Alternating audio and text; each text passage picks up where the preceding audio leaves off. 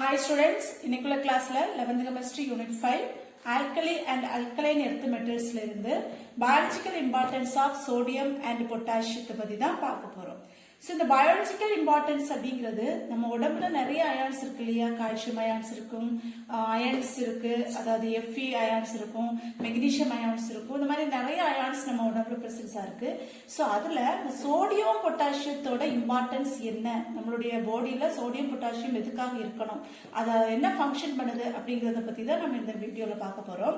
So first point, அதாவது இந்த sodium பொட்டாசியம்ங்கிறது இப்போ சப்போஸ் அதிகமா இருக்கு, நம்ம பாடியில அதிகமா இருந்தாலும் நமக்கு பிரச்சனை தான்.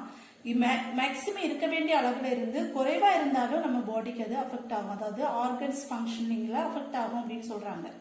ஸோ அதனால இந்த சோடியம் அண்ட் பொட்டாசியம் நமக்கு நம்ம எடுக்கக்கூடிய ஃப்ரூட்ஸ் எந்த மாதிரியான ஃப்ரூட்ஸ்ல இருந்து கிடைக்கும்னு பாத்தீங்கன்னா, இந்த அவகாடோ, ஸ்பினாச், அப்புறம் potato, banana, sweet potato, beans, அப்புறம் இந்த அதிகமா இந்த கோகனட் வாட்டர் இருக்குல்ல, இந்த கோகனட் வாட்டர்ல கூட இந்த சோடியம் பொட்டாசியம் அயான்ஸ் எல்லாம் அதிகமா இருக்கும்.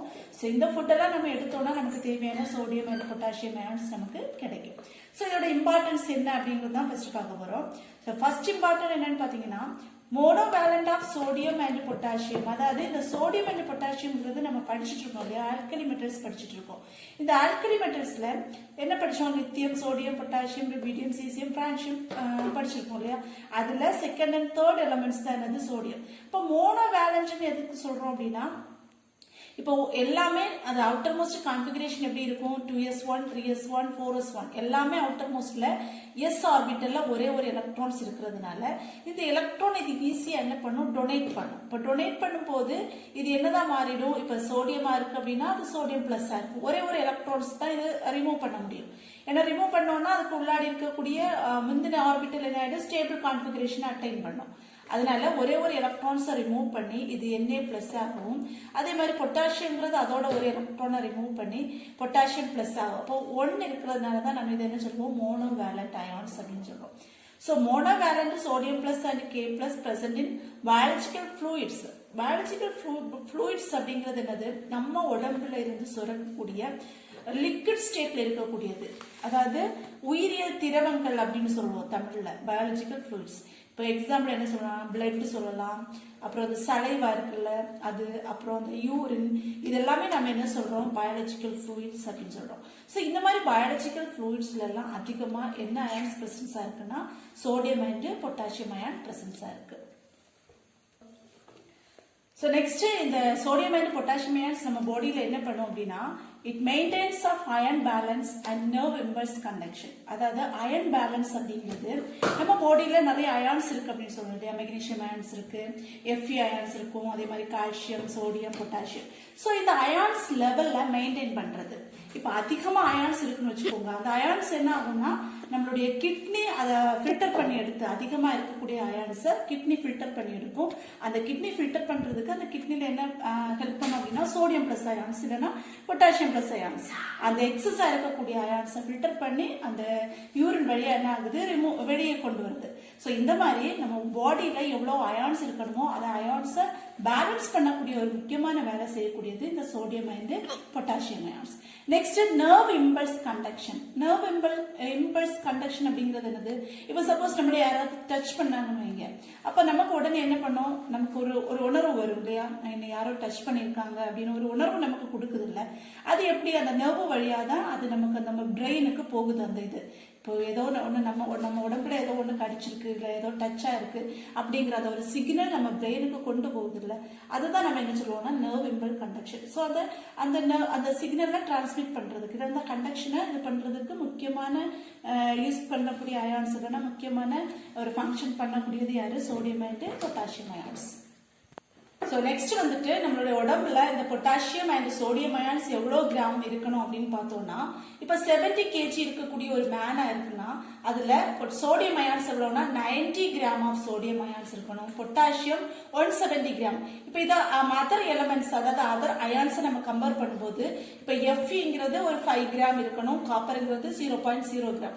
சோ அதர் அயான்ஸை விடவும் ரொம்ப அதிகமான அளவு நம்ம பாடியில இருக்க வேண்டியது இந்த சோடியம் அண்ட் பொட்டாசியம் அயன்ஸ். அதனாலதான் இது அதாவது இது ரொம்ப இம்பார்ட்டன்டான நம்ம பாடியிலேயே ரொம்ப இம்பார்ட்டன்டான ஒரு அயான்ஸ் அப்படிங்கிறது இந்த sodium and potassium ions. So next இந்த சோடியம் அயான்ஸ் நம்ம பாடியில எங்கெல்லாம் பிரசன்ஸா இருக்குன்னு பார்க்கலாம். So first பாயிண்ட்ல நம்ம பார்த்துட்டோம் பயாலஜிக்கல் ஃப்ளூயிட்ஸ்ல எல்லாம் இந்த சோடியம் அண்ட் பொட்டாசியம் அயான்ஸ் அதிகமா பிரசன்ஸா இருக்கும் அப்படின்னு பார்த்துட்டோம். இப்போ sodium plus ion presence in out of the cells, நம்ம பாடியில செல்ஸ் இருக்கும்ல, இந்த செல்ஸோட மேல் பகுதியில் அவுட் ஆஃப் த செல்ஸ்ல என்ன ஆகும்னா அந்த சோடியம் பிளஸ் அயான்ஸ் அதிகமா பிரசன்ஸா இருக்கும். அப்புறம் பிளட் பிளாஸ்மாயிலையும் கூட இந்த சோடியம் பிளஸ் அயான்ஸ் இருக்கு. Next industrial fluid. Industrial fluid எங்க இருக்குன்னா நம்மளுடைய அந்த சரௌண்டட் பை த செல், அந்த செல்ல சரௌண்ட் பண்ணி தான் ஃப்ளூயிட்ஸ்ல நம்ம சொன்னோம்ல பாடியில ப்ரொடியூஸ் பண்ணக்கூடிய அந்த லிக்விட் ஸ்டேட்ல இருக்கக்கூடியதான் பிளட், அது சலைவா அப்படியெல்லாம் இருக்குல்ல, ஸோ அந்த மாதிரி ஃபார்ம் ஆகக்கூடியதா. ஸோ அந்த ஃப்ளூயிட்ஸ்லயும் இண்டஸ்ட்ரியல் பொசிஷன்ல அங்கங்கேயா என்ன இருக்குன்னா இந்த சோடியம் அயான்ஸ் பிரசன்ஸா இருக்கும். So next the potassium sodium ions ஓட presence என்னன்னு பாத்தீங்கன்னா transmission of nerve signals. அதாவது நம்ம முன்னாடி சொன்னோம்ல, இப்போ என்ன சொல்லலாம், இப்போ ஒரு நம்மளுடைய பிரெயின் நம்மளுடைய கையை தூக்கணும் அப்படின்னா யார் ஆர்டர் கொடுக்கணும், பிரெயின் தான் ஆர்டர் கொடுக்கணும் இல்லையா. அப்ப இந்த ஆர்டர் கொடுக்கும்போது அந்த சிக்னலை நம்ம ஹேண்டை ரைஸ் பண்ணணும் அப்படின்னா அந்த சிக்னல் கண்டிப்பா நர்வ்ஸ் ஹேண்ட்ல இருக்கக்கூடிய நர்வ்ஸுக்கு வந்தாகணும் இல்லையா.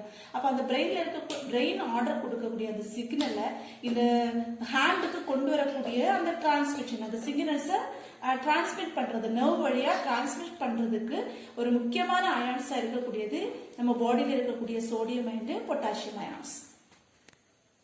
நெக்ஸ்ட் யூஸ் என்னன்னு பாத்தீங்கன்னா it helps to regulating flow of water. அதாவது நம்ம பாடியில ஹியூமன் பாடியில நமக்கு தெரியும் 65% ஆஃப் வாட்டர் இருக்கு இல்லையா. இந்த வாட்டரை கரெக்டா ஃப்ளோயிங் அந்த பாடி ஃபுல்லா ஃப்ளோ ஆகுறதுக்கு அதை ரெகுலேட் பண்றது, அந்த ஃப்ளோயிங் ஆஃப் வாட்டரை ரெகுலேட் பண்ணக்கூடிய ஒரு இம்பார்ட்டன்ஸான அயான் என்னன்னு பாத்தீங்கன்னா இந்த sodium and potassium ions. So next use என்னன்னு பாத்தீங்கன்னா used to transport of sugars and amino acids into the cells. அந்த செல்ஸுக்கு தேவையான அந்த சுகர் லெவலையும் அது மாதிரி அமினோ ஆசிட்டையும் டிரான்ஸ்போர்ட் பண்ணக்கூடிய வேலையும் நம்மளுடைய இந்த பொட்டாசியம் அண்ட் சோடியம் அயன்ஸ் தான் பண்ணுது. நெக்ஸ்ட் என்ன பார்த்தோம்னா இப்போ இந்த சோடியம் அண்ட் பொட்டாசியம் அயான்ஸோட இம்பார்ட்டன்ஸ் தான் பார்த்துட்டு இருக்கோம் இல்லையா. இப்போ இந்த சோடியம் அண்ட் பொட்டாசியம் அயான்ஸ்ங்கிறது கெமிக்கலி ரெண்டுமே சிமிலரா இருக்கு இல்லையா. அதாவது ரெண்டுமே நம்ம ஆல்கலி மெட்டல்ஸ்னு சொல்றோம். அதாவது சோடியம்ங்கிறது மோனோவேலண்டா இருக்கு, பொட்டாசியம்ங்கிறது மோனோவேலண்டா இருக்கு.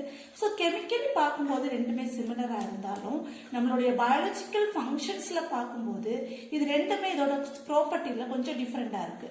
அது எப்படி டிஃப்ரெண்ட் ஆகுதுன்னு பாத்தீங்கன்னா இப்போ இது பெனட்ரேட் பண்றது செல் மெம்பரைன் வழியா ஊடுருவி போகக்கூடிய தன்மையா இருக்கட்டும், அதே மாதிரி அந்த டிரான்ஸ்போர்ட் மெக்கானிசமா இருக்கட்டும். டிரான்ஸ்போர்ட்னா இப்போ நம்ம சுகர் அண்ட் அமினோ ஆசிட்ஸ் செல்ஸ்ல டிரான்ஸ்போர்ட் பண்ணுது அப்படின்னு சொல்லுவோம்ல. ஸோ இந்த மாதிரி டிரான்ஸ்போர்ட் பண்ணக்கூடிய ஒரு மெக்கானிசமா இருக்கட்டும், அதுல என்ன ஆகும்னா இது ரெண்டோட ஆக்டிவிட்டிஸ் ரொம்ப டிஃப்ரெண்டா இருக்கும். சோ அதுல என்ன சொல்லியிருக்காங்கன்னா இந்த என்சைம்ஸ் ஆக்டிவிட்டியில ரெண்டுமே கொஞ்சம் டிஃப்ரெண்டா இருக்கும். சோ இது ரெண்டையும் கம்பேர் பண்ணும்போது இந்த பொட்டாசியம் அயான்ஸ்ங்கிறது most abundant element in the cell fluids. அதாவது நம்ம செல் ஃப்ளூயிட்ஸ்னா படிச்சுப்போம்ல, அந்த லிக்விட் அதாவது இந்த திரவங்கள்னு சொல்றோம்ல, லிக்விட் ஸ்டேட்ல ஃபார்ம் ஆகக்கூடியது. ஸோ அந்த செல் ஃப்ளூயிட்ஸ்ல ஒரு முக்கியமான கேட்டையான்ஸ் தான் என்னன்னு சொல்றோம் இந்த பொட்டாசியம் பிளஸ். பிளஸ்னாலே என்ன சொல்லுவோம் கேட்டையான்ஸ். ஸோ பொட்டாசியம் கேட்டையான்ஸ்ங்கிறது ரொம்ப அபண்டன்டான ரொம்ப இம்பார்ட்டன்டான ஒரு அயான்ஸ் அப்படின்னு சொல்லலாம். ஸோ அதனால இந்த பொட்டாசியம் அயான்ஸ் என்ன பண்ணுவோம்னா நிறைய என்சைம்ஸை ஆக்டிவேட் பண்றதுக்கு இது யூஸ்ஃபுல்லா இருக்கு. So next the potassium ions participate in the oxidation of glucose to produce energy rich ATP molecule. அதாவது ஆக்சிடேஷன் ஆஃப் குளுக்கோஸ், அதாவது நம்ம ஒரு ஃபுட்டு சாப்பிடணும்னு வச்சுக்கோங்க, அந்த ஃபுட்டு ஆக்சிடேஷனுக்கு நம்ம இன்ஸ்பயர் பண்ணக்கூடிய ஆக்சிஜன் கூட ஆக்சிடேஷன் ரியாக்ஷன் நடக்கும்போது தான் அது என்ன ஆகுது நமக்கு எனர்ஜியா ப்ரொடியூஸ் ஆகுது. ஸோ இந்த எனர்ஜியை சேவ் பண்ணக்கூடிய ஆள் தான் என்னன்னு சொல்றோம் ஏடிபி அப்படின்னு சொல்றோம். அதாவது எனர்ஜி கேரியர்ஸ் அப்படின்னு சொல்லிக்கலாம். இதோட ஃபுல் ஃபார்ம் என்னன்னு பாத்தீங்கன்னா அடினோசின் ட்ரை பாஸ்பேட், அதாவது ஏடிபின்னு கொடுத்திருக்காங்க. ATP molecule energy carriers. அதாவது இந்த ஏடிபியோட முக்கியமான வேலை என்னன்னு பாத்தீங்கன்னா, இப்போ ஆக்சிடேஷன் நடந்து நம்மளுடைய ஃபுட்டு ஆக்சிடேஷன் நடந்து டைஜஸ்ட் ஆகுது இல்லையா? இப்போ டைஜஸ்ட் ஆகும்போது அது எனர்ஜி ஃபார்ம்ல தான் அது ஃபார்ம் ஆகுது. ஸோ அந்த எனர்ஜியை சேவ் பண்ணி வைக்கிறது இல்லை, ஸ்டோர் பண்ணி வச்சு அந்த எந்தெந்த செல்ஸுக்கு அதை டிரான்ஸ்பரிங் பண்ணணுமோ அதை டிரான்ஸ்பரிங் பண்ணக்கூடிய ஒரு முக்கியமான ஆள் தான் யாரு? இந்த ஏடிபி. அதனாலதான் இதை என்ன சொல்றோம்? எனர்ஜி கேரியர்ஸ் அப்படின்னு சொல்றோம். எனர்ஜி ஸ்டோர் பண்ணி வைக்கும், ஸ்டோர் பண்ணி வச்சுட்டு செல்ஸுக்கு தேவையான எனர்ஜியை டிரான்ஸ்பர் பண்ணிட்டே இருக்கும். அதானது ஏடிபி. ஸோ அந்த ரியாக்ஷன்லையும் என்னது பார்ட்டிசிபேட் பண்ணும் அப்படின்னு பார்த்தீங்கன்னா, இந்த sodium and potassium ions participate பண்ணும். ஸோ இந்த ஏடிபிங்கிறது அந்த சோடியத்தை கூட கம்பைன் ஆகி அந்த நர்வ் சிக்னல்ஸை டிரான்ஸ்மிட் பண்றதுக்கு இது யூஸ் ஆகுது. ஓகே, நெக்ஸ்ட் என்ன பார்க்க போறோம்னா, இந்த சோடியம் பொட்டாசியம் பம்பு. இந்த பம்ப் எதுக்காக யூஸ் பண்றோம்னா, நம்ம இவ்வளவு நேரம் படிச்சுட்டு இருந்தோம்ல, இந்த சோடியம் அண்ட் பொட்டாசியம் அயான்ஸ் தான் அந்த நர்வ் சிக்னலை டிரான்ஸ்மிட் பண்றதுக்கு யூஸ் ஆகுது அப்படின்னு ஒரு 2-3 பாயிண்ட் நம்ம இடையில படிச்சிருந்தோம் இல்லையா? ஸோ அது எப்படி டிரான்ஸ்மிட் ஆகுது, அது எந்த யூஸ் ஆகுதுன்னா, சோடியம் பொட்டாசியம் பம்புங்கிற ஒன்று இருக்கிறதுனால தான் அந்த நர்வ் சிக்னல்ஸ் என்ன ஆகுதுன்னா, ஒன்னுல இருந்து இன்னொரு செல்ஸ் டு செல்ஸ் என்ன ஆகுதுன்னா டிரான்ஸ்பர் ஆகுது. ஸோ அது எப்படி நடக்கும் பாத்தீங்கன்னா, ஸோ இந்த மாதிரி இருக்கக்கூடியதான், அதாவது இது சோடியம் பொட்டாசியம் பம்ப் அப்படின்னு சொல்லுவோம். ஸோ இது என்னன்னா இன்சைட் ஆஃப் த செல், இது உள்ள இருக்கக்கூடியன்னு சொல்லுவோம். இந்த உள்ள என்னது இருக்கும்னா சோடியம் பிளஸ் அயான்ஸ் இருக்கும். இன்சைட் ஆஃப் த செல்ஸ்ல என்ன இருக்கு? சோடியம் பிளஸ் அயான்ஸ் இருக்கும். So outside of the செல்ல என்ன இருக்கும்னா பொட்டாசியம் பிளஸ் அயான்ஸ் பிரசன்ஸா இருக்கும். அங்கே என்னது இருக்கு? பொட்டாசியம் பிளஸ் அயான்ஸ் பிரசன்ஸா இருக்கு. சோ இந்த ரெண்டு செல்ஸுக்கு இடையில இருக்கக்கூடியதா நம்ம என்ன சொல்றோம்னா சோடியம் பொட்டாசியம் பம்ப் அப்படின்னு சொல்லக்கூடியது. இந்த பம்ப் எப்படி அந்த பம்பு ஒர்க் ஆகுதுன்னு பாத்தீங்கன்னா, இப்போ இதுல இதோட ஸ்ட்ரக்சர்ல இந்த ஒரு 3 இந்த மாதிரி ஒரு ஷேப்ல இருக்கு இல்லையா?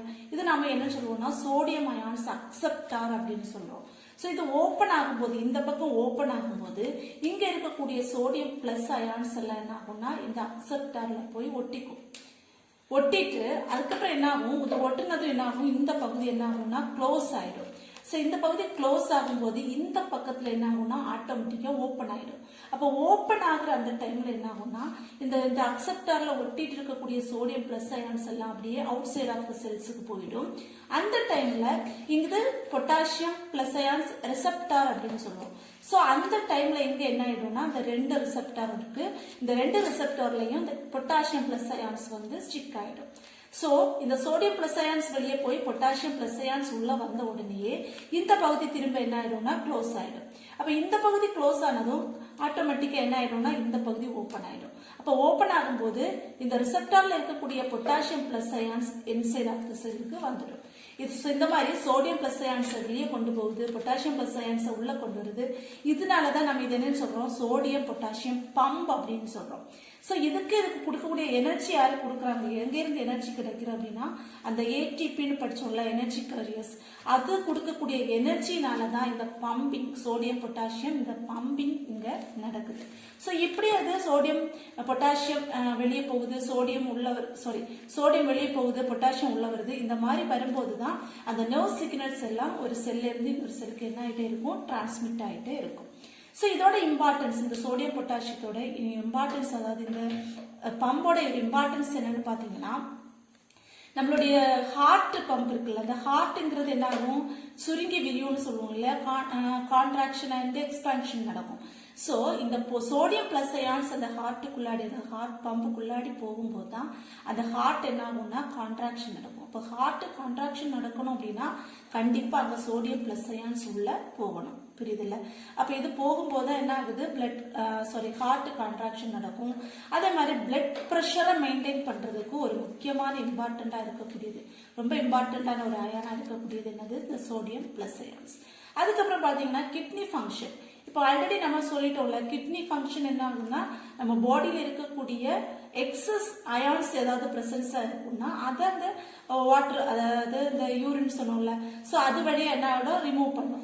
சோ அந்த அயான்ஸை பேலன்ஸ் பண்ணி கரெக்டான லெவல்ல பேலன்ஸ் பண்ணி எக்ஸஸா இருக்கக்கூடிய அயான்ஸை கிட்னிக்கு கொண்டு வரணும் அப்படின்னா அதுக்கும் கண்டிப்பா அந்த சோடியம் பிளஸ் அயான்ஸ் ரொம்ப இம்பார்ட்டண்டா இருக்கு. ஸோ இதுதான் வந்துட்டு biological importance of sodium and potassium. பார்க்கும்போதே புரியுது நம்ம பாடியில் சோடியம் அண்ட் பொட்டாசியம் அயான்ஸ் எவ்வளோ இம்பார்ட்டன்ஸாக இருக்கு வேணும் அப்படின்னு. So I hope you all understand this very well. Thank you.